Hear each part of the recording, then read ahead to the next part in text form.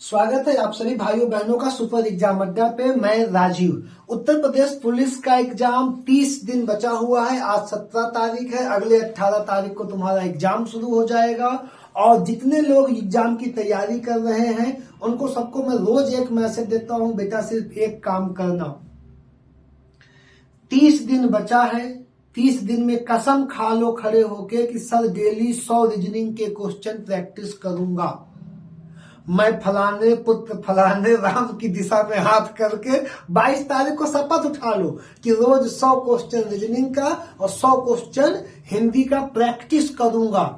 क्योंकि यूपीपी में सफलता का रास्ता पहला रीजनिंग और हिंदी से निकलेगा। जब आप 75 सही करके जाएंगे तो अपने आप पास रहेंगे। क्लियर? ये गलती मत करो। लोग मैथ बेचेंगे, मॉक टेस्ट बेचेंगे, दुनिया भर का टेस्ट लोग बेच रहे हैं। बेटा किसी का क्वेश्चन नहीं फंसेगा। फिर कह दे रहा हूं, सेव कर देना रिकॉर्ड करके इस बात को। सब्जेक्टिव पढ़ो, UP special, current affair 7-7 number का आता है। 3-3 4-4 नंबर सब्जेक्ट आएंगे। और अपनी प्रैक्टिस ऑफलाइन करो, ज्यादा से ज्यादा प्रैक्टिस करो। और जब प्रैक्टिस करो तो घड़ी लगा के प्रैक्टिस करो कि कितने मिनट में कितना क्वेश्चन का तुम प्रैक्टिस किए। क्योंकि 120 मिनट में वही सुपरवीर होगा, वही शक्तिमान होगा जो सबसे ज्यादा क्वेश्चन कर लेगा। Point clear? आज का विषय है अभी तक आए सभी यूपीपी में अर्थव्यवस्था के प्रश्न। संपूर्ण अर्थव्यवस्था, जीएस प्रीवियस ईयर पेपर, क्या है सभी अभी तक आए सभी प्रश्नों की विशाल श्रृंखला है। चलते हैं प्रश्न नंबर 1 पे। अर्थव्यवस्था से सबसे कम प्रश्न आया है अभी तक, सिर्फ 45 प्रश्न यूपीपी में 2006 से आए हैं। जहां इतिहास में 80, भूगोल में 80, संविधान में 75 थे, वहां अर्थव्यवस्था उसकी तुलना में आधी है। तो ध्यान रखना, वो 5 आती है तो 2 प्रश्न या 3, 1 2 3 रहेगा। चलते हैं प्रश्न पे। पहला प्रश्न है, निम्नलिखित में से भारतीय अर्थव्यवस्था में सब्सिडी या आर्थिक सहायता का वर्णन करने के लिए।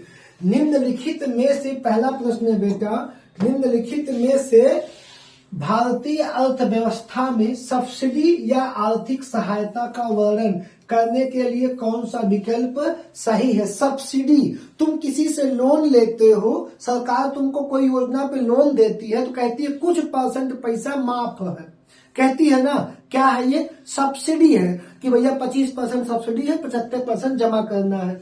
या आर्थिक सहायता, कभी कभी तुम लोन लेते हो, सरकार लोन माफ कर देती है, भैया आप माफ कर दीजिए, इतना जमा इतना माफ कर दीजिए, बिजली बिल जमा होता है माफ कर दीजिए। आर्थिक सहायता के लिए कौन सा कथन इसमें सही पूछ रहा है। पहला ऑप्शन दिया है, उत्पादन के कारकों को व्यवसायिक उद्यमों द्वारा किया गया भुगतान। इसका कोई मतलब, उससे लॉजिक नहीं समझ में आ रहा है। देश की सरकार से एक उद्यम या एक उद्योग के लिए धन का हस्तांतरण, ये लगभग सही है। लेकिन देखा जाए, यह है निजी कंपनियों द्वारा शेयर, या इससे क्या मतलब, इनसे कोई अभी नहीं है। देश की सरकार के लिए एक उद्यम या एक उद्योग द्वारा धन का, देश की सरकार के लिए या देश की सरकार से, देश की सरकार से किसी उद्यम या उद्यमी को, तो ये ऑप्शन बी हमारा सही हो जाएगा। हम ऑप्शन बी को टिक करके आगे बढ़ जाएंगे। सिर्फ पढ़ते चलो ध्यान से बस, ठीक।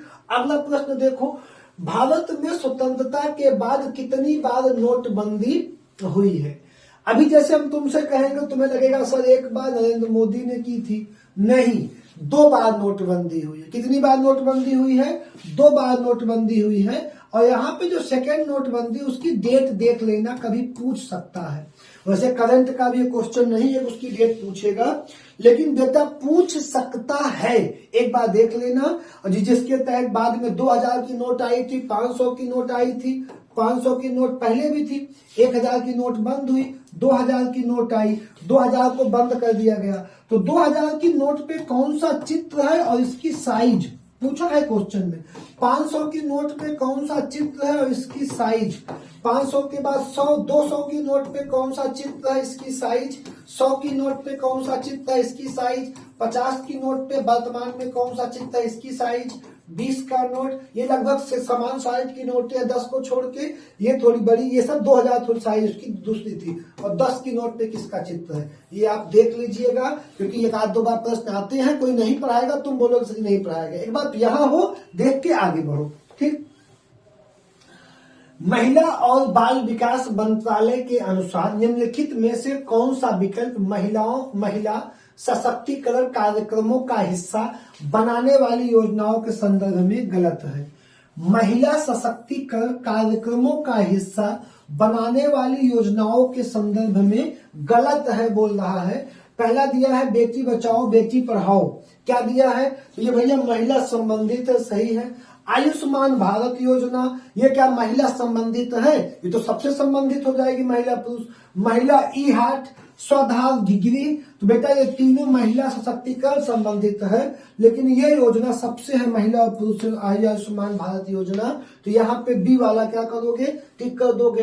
अगला प्रश्न, भारत में जीएसटी के 2000 मॉडल को किस देश से चुना गया है? यूके से, यूनाइटेड किंगडम से, कनाडा से, जापान से या अमेरिका से? तो भारत में जीएसटी के 2000 मॉडल को बेटा लिया गया है कनाडा से। कहां से लिया गया है? कनाडा से लिया गया है। अगला प्रश्न है, भारतीय मुद्रा में 2000 के, देखो ये प्रश्न आ गया, 2000 के नोट का आकार। अभी मैं तुमको बता रहा हूं, मुझे पहले से नहीं पता था, लेकिन मुझे पता है प्रश्न एसएससी में भी आता है, जीडी में भी आया है प्रश्न, इसलिए मैंने कहा कि देखते चलना। अब बेटा 166 mm है, 166 mm है। अब लेकिन 166 तो 2 में है, तो 66 166 है कि 60 166 है? अब ये था हो गया, तो भैया यहाँ पे क्या है? 66 mm और 166 mm, मतलब ऑप्शन आपका क्या सही हो गया? बी वाला, सॉरी ऑप्शन सी वाला आपका यहाँ पे सही हो जाएगा। क्या सही हो जाएगा? ऑप्शन सी सही हो जाएगा। और हम क्या करेंगे? आगे बढ़ जाएंगे। अगला प्रश्न, भारत सरकार का अधिकृत निकाय एक संस्था है एपीईडीए, इपेडा कृषि क्षेत्र के निम्नलिखित में से किस पक्ष से संबंधित है? एपीईडीए किस पक्ष से संबंधित है? आपको बताना है यहाँ पे। समुद्री खाद्य पदार्थ के विपणन से, कृषि व्यापार क्षेत्र सृजन से, प्रसंस्कृत खाद्य उत्पादों के निर्यात पे और कृषि अर्थव्यवस्था को पुनर्जीवित करने पे। तो एपीडा किससे संबंधित है? अधिकृत निकाय है, प्रसंस्कृत खाद्य उत्पादों के निर्यात से संबंधित यह संस्था है। कौन सी है? एपीडा। ठीक, किससे? प्रसंस्कृत खाद्य उत्पादों के निर्यात से संबंधित संस्था है। निम्नलिखित में से कौन सा विकल्प भारत के में रबी फसल का उदाहरण नहीं है? निम्नलिखित में से कौन सा विकल्प भारत में रबी फसल का उदाहरण नहीं है? रबी की फसल बेटा खरीफ फसल की किसी में पहली फसल खरीफ, रबी और जायद। वह फसल जो 15 नवंबर से 15 दिसंबर तक बोई, जो नवंबर से दिसंबर में बोई जाएगी, नवंबर से दिसंबर में बोई जाएगी और मार्च अप्रैल में काटी जाएगी, वो सभी रबी की फसल। वो क्या है? रबी की फसल है। और खरीफ बेटा क्या है? खरीफ की फसल 15 जून से 15 जुलाई बोई जाएगी, 15 जून से 15 जुलाई बरसात के साथ बोई जाएगी और इसके पहले काट ली जाएगी। 15 अक्टूबर टू 15 नवंबर काट ली जाएगी, ये खरीफ की फसल। जायद इसके बाद शुरू होता है, रबी के बाद। 15 अप्रैल से 15 मई बोई जाएगी और कब काटी जाएगी? इसके पहले, जून के पहले काट ली जाएगी, ये हो जाएगी जायद। जायद में बड़े पत्ते की सब्जियां ज्यादा आती है, जैसे कोहरा, खीरा, काकर, तरबूज, खरबूज, ये सब ज्यादातर बड़े पत्ती वाली सब्जियां जायद में आ जाती है, बड़ी पत्ती की सब्जियां होती हैं। अब इसमें सरसों तुम गेहूं के साथ बोते हो, गेहूं रबी की फसल है। कोहरा और जौ, तो जौ जो है, जौ भी गेहूं के साथ बोई जाती है और सरसों भी गेहूं के साथ बोई जाती है। तो ये तीनों क्या हो गई? रबी की फसल हो गई। लेकिन कोहरा जायद का फसल है। कोहरा किसका फसल है? बड़ी पत्ती की सब्जी है, जायद का फसल हो जाएगा। आगे बढ़ेंगे। अगला प्रश्न है, भारत में नोटबंदी विमुद्रीकरण कब हुई, ये 2020 का प्रश्न है, वही आपके ताजा ताजा मामला था, ठीक है। तो 2018 में हुआ। अब इसमें देखो क्वेश्चन को टफ नहीं बनाया गया है, 18 में हुआ, 16 में हुआ, 17 में हुआ। तो आपको बताना है ऐसा 16 में हुआ, 17 में या 18 में। तो अगर 18 होता तो एक ही ऑप्शन था, ऐसी गलती करता रहेगा, 18 होता भी तो एक आध ऑप्शन में 18 देता कि तुम कंफ्यूज हो जाओ। अब यहाँ पे देखो क्या दे रहा है, 16 में हुआ है, लेकिन 8 नवंबर में हुआ है कि 9 नवंबर में हुआ है। 2016 में 8 नवंबर की डेट को हुआ है कि 9 नवंबर की डेट को हुआ है, तो हुआ है 8 नवंबर की डेट को। कब हुआ है, 8 नवंबर की डेट को हुआ है, नोटबंदी हो जाएगी। अगला प्रश्न क्या है, निम्नलिखित में से किस देश ने सबसे पहले जीएसटी लागू किया था। तो यहाँ पे सबसे जो दोहरा मॉडल है भारत का जीएसटी का, वो हमने कहां से लिया है, कनाडा से। लेकिन सबसे पहले किस देश ने लागू किया है, तब तुम कहोगे सर जी फ्रांस ने लागू किया है। किसने लागू किया है, फ्रांस ने लागू किया है। आगे बढ़ जाएंगे, ठीक। अगला प्रश्न, निम्नलिखित में से किसकी खेती भारत में जायद फसल के रूप में की जाती है। किसके पास जायद फसल के रूप में, कपास, तरबूज, गेहूं, सोयाबीन। अभी मैं आपको बताया था तरबूज, खरबूज, खीरा, ककड़ी, बड़ी पत्ती वाली सब्जियां जायद की फसल है। जायद का मतलब बार बार बता, फिर बोल दो, ध्यान से समझो। जो 15 मार्च से लगे 15 अप्रैल तक बोई जाए और 15 जून से 15 मतलब जून शुरू होने के आसपास, जून में वर्षा ज्यादा होने पे काट, जब धान लगना शुरू हो, तो यहाँ पे कौन हो जाएगा, तरबूज हो जाएगा, और कोई है ही नहीं। आगे बढ़ जाएंगे। नोटबंदी से पहले अर्थव्यवस्था में 500 के नोटों की संख्या कितनी थी। नोटबंदी से पहले यूपी कांस्टेबल घुड़सवार का 20 का प्रश्न है। नोटबंदी तो अब की 16 की है, 4 साल बाद नोटबंदी के बड़े पॉपुलर क्वेश्चन थे। तो देख लो यूपीपी में क्वेश्चन का सेटअप, की मतलब ऐसा नहीं कि 21 ही पढ़ के जाना कि सर 23 ही जीएस पढ़ेंगे, जो बहुत पॉपुलर से। कोविड के बाद अभी यूपीपी का पेपर नहीं हुआ है, और इसको लिख लो कि कोविड से प्रश्न, अगर 1, 2, 3 सेट में पेपर हुआ तो कोविड से प्रश्न रहेगा जीएस में। अगर एक ही सेट में पूरा पेपर हो गया पूरे यूपी में एक साथ, तो भाई 40 प्रश्न में सब कुछ तो नहीं आ पाएगा। लेकिन अगर हुआ सेट बढ़े तो कोविड रहेगा, कोविड जरूर पढ़ के जाना। देखो 16 की नोटबंदी है, तब गणना हुई ना 16 में, पेपर कब आ रहा है 20 में। ये बात तुमको ध्यान से समझनी है कि अगला प्रश्न क्या है, 20-21 में, 20 में आपका वो चल रहा लॉकडाउन, तो आपका 24 में पेपर होगा। तो आप मान के चलना कि वैक्सीन से क्वेश्चन या कोविड से क्वेश्चन, पहली वैक्सीन, इस एक बार आप देख लेना कि क्या था, ना कहां से आया था, कोविड पढ़ लेना, ठीक। अब यहाँ पे बताना है कि 500 के नोटों की संख्या कितनी थी। 17,800 मिलियन, 17,800, 17,165 मिलियन, 16,196 मिलियन, 17,000 मिलियन। तो 17,165 मिलियन नोटों की संख्या थी 500 के। नीलगिरी खापली भारतीय कृषि अनुसंधान संस्थान द्वारा जारी निम्नलिखित फसलों में से किसकी एक उच्च उपज वाली किस्म है। नीलगिरी खापली।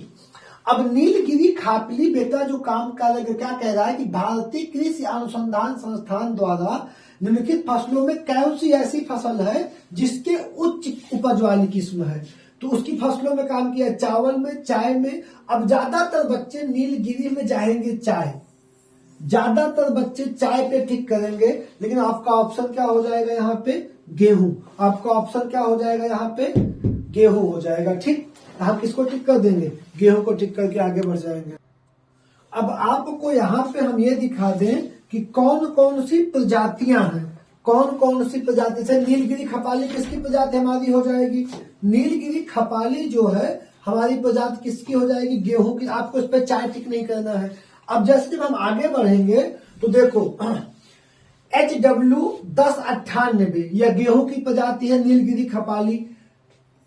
HDCSW18 गेहूं की प्रजाति है। अब ये डाटा नहीं पूछता, लेकिन इनका जो उपनाम है नीलगिरी खपाली। पूसा क्या है, मालवी, ये बहुत धान अपने यहाँ लगता है 47, गेहूं लगता है 47-28, मालवी गेहूं। अब तरबूज में लंबे तरबूज का ब्रांड है पूसा उत्कर्ष। क्या है, पूसा उत्कर्ष है, गोल तरबूज में है पूसा रौनक, बाजरा में है पूसा कंपोजिट 701। तो आपको यहाँ पे देखते हैं नीलगिरी खपाली किससे संबंधित है, अनुसंधान का बीज है, गेहूं संबंधित है। अगला प्रश्न हो जाएगा, भारत अपने नारियल के लिए वार्षिक उत्पादन में डॉट डॉट और इंडोनेशिया, कोई एक देश का यहाँ पे नाम होना है और इंडोनेशिया के बाद तीसरे पे है, मतलब ये दूसरे पे होगा और कोई यहाँ पे पहले पे होगा या दूसरे तीसरे पे भारत है। तो बेटा यहाँ पे हो जाएगा फिलीपींस। कौन हो जाएगा? फिलीपींस हो जाएगा। फिलीपींस और इंडोनेशिया के बाद तीसरे स्थान पे कौन हो जाएगा? भारत हो जाएगा। अगला प्रश्न है, डाट डाट योजना के अंतर्गत खोले गए सभी बैंक खातों में 5,000 ओवर ड्राफ्टिंग की सुविधा। आप देखे होंगे मोदी वन में खाते खुलने का बड़ा व्यवस्था था, जिसमें कहा गया था कि आपके खाते, ओवर ड्राफ्टिंग का मतलब बेटा ये है कि खाते में पैसा ना भी है तो आप ज्यादा निकाल लीजिए, 5,000 रुपए तक निकाल सकते हैं। तो प्रधानमंत्री मुद्रा योजना में, स्वर्ण भारत योजना में, प्रधानमंत्री जनधन योजना में, अटल पेंशन योजना में, प्रधानमंत्री जनधन योजना के तहत जो खाते खोले गए थे उनमें सब में यह व्यवस्था दी गई थी बेटा। अगला प्रश्न, जीएसटी में निम्नलिखित में से किस कर को शामिल किया गया था? जीएसटी में को किस राज्य कर को शामिल किया गया था? चुंगी, आयकर, संपत्ति कर या स्टाम्प शुल्क? तो यहाँ पे क्या है? चुंगी राज्य कर है जो किसको शामिल किया गया? जीएसटी में चुंगी कर को शामिल किया गया था। अगला, वर्गीज कुरियन को डॉट डॉट द्वारा राष्ट्रीय डेयरी विकास बोर्ड, वर्गीज कुरियन को डॉट डॉट द्वारा डेयरी विकास बोर्ड एनडीडीबी के अध्यक्ष के रूप में नियुक्त किया गया था। वर्गीज कुरियन जी को किस प्रधानमंत्री ने क्या बनाया था? राष्ट्रीय डेयरी विकास बोर्ड का अध्यक्ष या किसके काल में बने थे? तो लाल बहादुर शास्त्री, गुलजारी लाल नंदा, इंदिरा गांधी व बीबी गिरी। तो जब ये बने थे तो उसमें कौन नियुक्ति किया था? लाल बहादुर शास्त्री भारत के प्रधानमंत्री थे। ठीक, उनके नियुक्ति किसकी किया थे? वर्गीज कुरियन की। हरित क्रांति और दुग्ध प्लस ऑपरेशन श्वेत क्रांति या फ्लड क्रांति, दोनों में किसमें है? लाल बहादुर शास्त्री हो जाएंगे। निम्नलिखित में से कौन सा बैंक भारत का सबसे पुराना सार्वजनिक क्षेत्र का बैंक है? कौन सा बैंक सार्वजनिक क्षेत्र का सबसे पुराना बैंक है? Bank of India, bank of Baroda, Allahabad bank, UCO bank. बेटा ये 13 का प्रश्न है, मैं इस पर ठीक तो कर दे रहा हूं, बात समझो। इलाहाबाद बैंक भी मर्ज हो गई है, बड़ौदा भी किसी के साथ मर्ज है, इंडिया भी मर्ज है, तो एक बार बैंक की मर्जिंग पढ़ के जाना है एग्जाम में। ऐसा नहीं कि मैं यहाँ पे तुमको पहले मर्जिंग पढ़ा दूं, ऐसा कुछ नहीं, आप आराम से मर्जिंग देख लेना, क्योंकि 19 का प्रश्न है और तब मर्जिंग ज्यादा नहीं है। मर्जिंग जरूर पढ़ के जाना। यहाँ पे ऑप्शन डी आपका सी सही, इलाहाबाद बैंक सार्वजनिक क्षेत्र का पहला बैंक है, पुराना बैंक है, लेकिन मर्जिंग पढ़ना कौन सी किसके साथ मर्ज हुई है और अब राष्ट्रीयकृत बैंकों की संख्या कितनी है, जो पहले 21 और 22 हुआ करती थी। ठीक, अगला प्रश्न, दुनिया का तीसरा सबसे अधिक जनसंख्या वाला देश कौन सा है? तीसरा सबसे अधिक जनसंख्या वाला देश, पहला भारत, दूसरा चीन और तीसरा संयुक्त राज्य अमेरिका। तीसरा संयुक्त राज्य अमेरिका, पहला भारत, दूसरा चीन और तीसरा संयुक्त राज्य अमेरिका। Point clear? आगे बढ़े। निम्नलिखित में से कौन सी गेहूं उच्च पैदावार देने वाली बीज किस्म है जिसका भारत में हरित क्रांति में योगदान था? वह कौन सा गेहूं है जिसको हरित क्रांति में उच्च पैदावार देने के लिए विकसित किया गया? हरित क्रांति संबंधित भी किससे है? गेहूं की फसल से। तो क्या है? इंद्रा सोना, राइज तेज, अंकुर, लगमा रोजो। लगमा रोजो गेहूं था, एक ब्रांड है जिसको हरित क्रांति में उच्च पैदावार के लिए विकसित किया गया था। ठीक, अगला प्रश्न है, निवेश जानकारी और क्रेडिट रेटिंग एजेंसी, निवेश जानकारी और क्रेडिट रेटिंग एजेंसी आईसीआरए का मुख्यालय कहां पे है?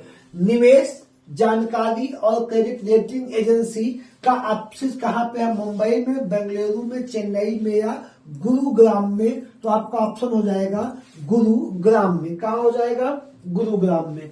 एशिया का में तीसरा सबसे अधिक आबादी वाला देश कौन सा है? एशिया में तीसरा सबसे अधिक आबादी वाला, तो एशिया में पहला सबसे अधिक आबादी वाला देश भारत, जो विश्व में भी है।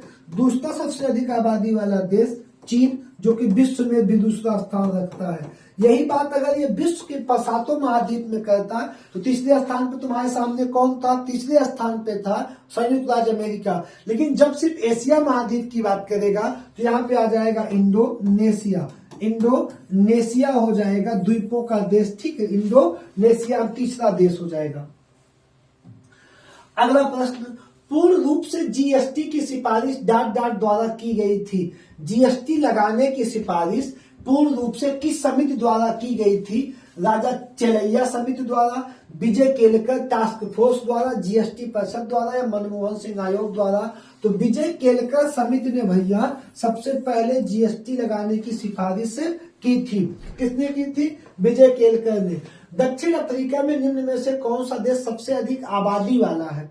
अगर दक्षिण अमेरिका की तुमसे यहाँ पे बात कर रहा है तो चाहे आबादी पूछे, चाहे क्षेत्रफल पूछे, चाहे सबसे ज्यादा जंगल पूछे, सबसे ज्यादा वन पूछे, सबसे चौड़ी नदी पूछे, नदी का क्षेत्रफल पूछे, ठीक, सिर्फ आ जाओगे ब्राजील पे। कहाँ आ जाओगे? ब्राजील पे आ जाओगे। आगे बढ़ेंगे। अगला प्रश्न है, ग्रामीण आवास निधि को वर्ष डॉट डॉट में स्थापित किया गया। ग्रामीण आवास निधि को वर्ष डॉट डॉट में स्थापित किया गया था। क्वेश्चन तो यहीं तक है, ताकि प्राथमिक ऋण संस्थानों को प्रतिस्पर्धी दरों पर ग्रामीण क्षेत्रों में लक्षित समूहों को आवास वित्त प्रदान करने के लिए धन उपलब्ध कराने में सक्षम बनाया जा सके।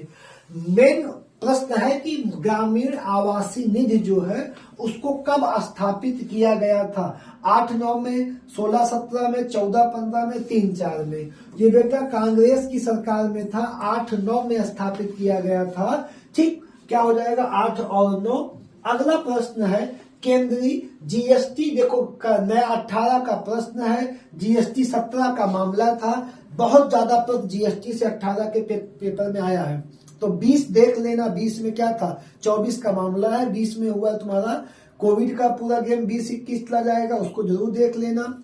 22 में जो बड़ी घटनाएं घटेंगी, तूफान उफान, एक सेटअप पे चलते रहना। ये घटना देखो, जीएसटी बहुत बड़ा क्वेश्चन रही है। केंद्रीय जीएसटी कानून को भारत के राष्ट्रपति से कब सहमति प्रदान की गई? 18 अप्रैल 17 को, 22 अप्रैल 17 को, 5 अप्रैल 17 को या 12 अप्रैल 17 को? तुमको बताना है कब राष्ट्रपति ने उस विधेयक पे हस्ताक्षर करके उसे अधिनियम बनाया। तो 12 अप्रैल 17 को उस पर राष्ट्रपति का हस्ताक्षर हुआ और वो बन गया अधिनियम। जीएसटी विधेयक क्या बन गया? अधिनियम। S&P BSE Bombay stock exchange section व सेंसिटिव इंडेक्स है जिसपे आधारित है, उस बास्केट में डॉट डॉट स्टॉक है। अब आप अगर आप शेयर मार्केट पढ़ेंगे तो बम्बई स्टॉक एक्सचेंज और निफ्टी। बम्बई स्टॉक एक्सचेंज एक निजी प्राइवेट संस्था है और जो नेशनल स्टॉक एक्सचेंज निफ्टी जिसे तुम कहते हो वह एक गवर्नमेंट संस्था है। इसमें जो आपको दिखाया जाता है शेयर, शुरुआत में शेयर दिखते हैं वो कितनी कंपनियों का दिखाया जाता है? तो यहाँ पे बेटा दिया गया है 20, 30, 40 व 50। तो जो सेंसर बम्बई स्टॉक एक्सचेंज है बीएसई, उसमें टॉप 30 कंपनियों का दिखाता है, लेकिन निफ्टी में टॉप 50 कंपनियों के वो दिखाए जाते हैं डाटा। जो हम आप कहते हैं निफ्टी बढ़ी है घटी है, ये नेशनल स्टॉक एक्सचेंज है, ये बॉम्बे स्टॉक एक्सचेंज है, ठीक। इसमें 30 कंपनियों को आगे दिखाया जाता है जो शीर्ष पे होती है, इसमें 50 कंपनियों को दिखाया जाता है। अगला बढ़ेंगे, भारतीय रिजर्व बैंक की स्थापना किस वर्ष हुई? बेटा जब 1935 में क्या आया था? भारत शासन अधिनियम 1935, जब भारत आजाद नहीं हुआ था उस समय भारत की मुद्रा और साख को नियंत्रित करने के लिए भारत शासन अधिनियम 1935 द्वारा एक बैंकिंग की स्थापना की गई। वर्ष 1935 में जो स्थापना होगी 37 से होगा, लेकिन अधिनियम क्या था? 35 था। तो यहाँ पे तुम क्या टिक करोगे? 35 में। पहले भारतीय राज्य का नाम बताइए जिसके प्रत्येक परिवार में कम से कम एक सदस्य के पास बैंक खाता था। ऐसा पहला कौन सा राज्य बन गया था जी? तो उस आपको बताना है महाराष्ट्र, हरियाणा, हिमाचल प्रदेश व केरल। तो आपका ऑप्शन सही हो जाएगा डी वाला। केरल एक ऐसा राज्य था जिसके हर परिवार के पास एक खाता था, बैंक खाता था। निम्नलिखित में से कौन सी चाय बागान फसल, कौन सी बागान फसल नहीं है? तो बेटा कॉफी बागान फसल है कहवा से, चाय भी बागान फसल है, काजू भी बाग पेड़ होते हैं। मोटे अनाज जो होंगे वो बागान फसल नहीं है, इनकी बुआई होगी, कटाई होगी, ये सारे बागान की फसलें हैं। अगला प्रश्न है तूर दाल को निम्नलिखित अन्य किस दाल से किस नाम से जाना जाता है? तो आपको बताना है तूर दाल को किस नाम से जाना जाता है, रागी, मसूर, ज्वार या अरहर। तो तूर दाल को हम कहते हैं अरहर के नाम से या तुरई के नाम से, ठीक, तूर दाल को। अगला प्रश्न हमारा क्या है? नेशनल स्टॉक एक्सचेंज निफ्टी का मुख्यालय कहाँ पे है? हर बच्चे को पता है बॉम्बे स्टॉक एक्सचेंज और नेशनल स्टॉक एक्सचेंज का मुख्यालय मुंबई में है। इसमें आपको कुछ बताना ही नहीं है। अगला योगक्षेम बाह्याम किसका आदर्श वाक्य है? स्टेट बैंक का या LIC ऑफ इंडिया का, लोकसभा का? यार आप हमेशा बहुत अच्छे रहें। योगक्षेम बाह्याम किसका वाक्य हो जाएगा? स्टेट बैंक को कोई तुमसे मतलब नहीं है, लोकसभा तुम्हारे प्रति क्यों, प्रधानमंत्री क्यों तुमको ध्यान देंगे, LIC ऑफ इंडिया, इससे मतलब है तुम सुरक्षित रहो, योग करो। सब कहानी कौन करेगा? LIC ऑफ इंडिया करेगी। भारत में सबसे अधिक उपज देने वाली खाद्य फसल है, ये फिर आ गया, सबसे ज्यादा उपज देने वाली खाद्य फसल है चावल। सबसे अधिक उपज देने वाली खाद्य फसल कौन सी है? चावल हो जाएगी। अगला स्वच्छ भारत मिशन की शुरुआत कब की गई थी? यूपी 2014 का है, ताजा करंट का क्वेश्चन था, अर्थव्यवस्था से आया हुआ था। आपको बताना है 2 अक्टूबर, 5 अक्टूबर, 11 सितंबर, 5 सितंबर। अब बताओ स्वच्छता की बात गांधी जी से जुड़ी हुई है और गांधी जी का जन्मदिन आप कब मनाते हैं? 2 अक्टूबर को। तो बिना पूछे आप इसको टिक करके आगे बढ़ जाइए, ठीक। अगला प्रश्न क्या है? तो छन्न या छिपी बेरोजगारी का परिणाम क्या होता है? छिपी बेरोजगारी लेन देन की लागत में वृद्धि, बाजार में लेन देन की कम क्षमता, कुल उत्पादन में गिरावट, अनुत्पादक कर्मचारियों की संख्या में वृद्धि। अब आपको यहाँ पे अर्थव्यवस्था में पढ़ना है कि इसका मतलब क्या होगा। लेन देन की लागत में वृद्धि, कोई मतलब छिपी बेरोजगारी से इसका नहीं है। बाजार में लेन देन की कम क्षमता, वो घटेगी बढ़ेगी, कम नहीं होगी छिपी बेरोजगारी। कुल उत्पादन में गिरावट, कोई मतलब नहीं। अनुत्पादक कर्मचारियों की संख्या में वृद्धि, अनुत्पादक कर्मचारियों की संख्या में क्या हो जाएगी? वृद्धि। ऑप्शन डी आपका सही हो जाएगा। देश में मुद्रा की आपूर्ति को नियंत्रित करता है, देश में मुद्रा की आपूर्ति नियंत्रित करता है भारतीय रिजर्व बैंक, स्टेट बैंक, व्यापारिक बैंक, राष्ट्रीय आवास बैंक। अब यार ये भी बताना भाई, लेन देन का काम नहीं करेगा, बैंकों का बैंक है, रिजर्व बैंक ऑफ इंडिया ये काम करेगा, जो मुद्रा की आपूर्ति को पूरी करेगा। कौन करेगा? रिजर्व बैंक ऑफ इंडिया करेगा। एग मार्क, आप देखते होंगे हर एक सामान पे कोई ना कोई लोगो लगा होता है सामान के पास होने का। एग मार्क है, एग मार्क का लोगो किस पे लगेगा? अंडा उत्पादन है, सरकारी संस्था है। कृषि उत्पादों में मंडीकरण है, तो किसको की संस्था है? नहीं, ये दोनों नहीं है। खाद्य वस्तुओं के लिए गुणवत्ता आश्वासन की मुहर है, खाद्य वस्तुओं के लिए गुणवत्ता आश्वासन की मुहर क्या हो जाएगी? एग मार्क हो जाएगी। अगला है रुपया किसका चिन्ह है? ये जो आर लिखा हुआ है ये उस समय नया बन के आया था। रूसी रूबल का, इंडोनेशियाई भारतीय रुपया का चिन्ह, यही क्या है? इसको बनाया किसने है, कब लागू किया गया, आप इसको देख लेंगे। अगला प्रश्न है भारत में कितने वर्ष के अंतराल के बाद जनगणना होती है? बच्चे को पता है 10 वर्ष के बाद जनगणना होगी। अगला प्रश्न हमारा क्या है? 50 रुपए के नोट पे किसके? बेटा 50 रुपए का नोट हो चाहे 500 रुपए का नोट हो, रिजर्व बैंक ऑफ गवर्नर, हाँ, 1 रुपए के नोट पे वित्त मंत्री के हस्ताक्षर होते थे। और इसके बाद जितनी भी नोटें होती हैं, 5 रुपए, 10 रुपए, 5 जब छप नहीं रही, 20 रुपए, 50 रुपए, 100 रुपए, 200 रुपए, 500 रुपए, 2000 बंद हो गई। सब पे रिजर्व बैंक 1 रुपए के नोट पे वित्त मंत्री की साइन होती है और सब पे reserve bank of governor of reserve bank, governor reserve bank India. ठीक। एशियन डेवलपमेंट बैंक का हेडक्वार्टर कहाँ पे है? एशियन डेवलपमेंट बैंक एशियन देशों का समूह है जिसका उद्घाटन कहाँ पे है? फिलीपींस के मनीला में। फिलीपींस के मनीला में हो जाएगा। अगला हो जाएगा किसके निर्यात से भारत की निर्यात आय में सर्वाधिक योगदान रहा है? अगर आप पढ़े होंगे कृषि उत्पाद, रत्न एवं आभूषण, मशीनरी, कपड़ा, तो भारत दूसरे नंबर पे आज ये 22 और 23 का जो डाटा है उसमें जो दूसरा सबसे ज्यादा निर्यातक वस्तु है वो रत्न, पत्थर या आभूषण भारत द्वारा निर्यात होते हैं। आभूषण में जो दूसरे हीरे के आभूषण, सोने के नहीं, सोना भारत आयात करता है हमेशा, यहाँ कम पड़ा रहेगा। रत्न में क्या भारत इसको निर्यात करता है, दूसरा सबसे ज्यादा निर्यातक वस्तु आज भी है। विश्व व्यापार संगठन WTO स्थापित हुआ था, आपको बताना है 90 में, 95 में, 98 में, 2000 में।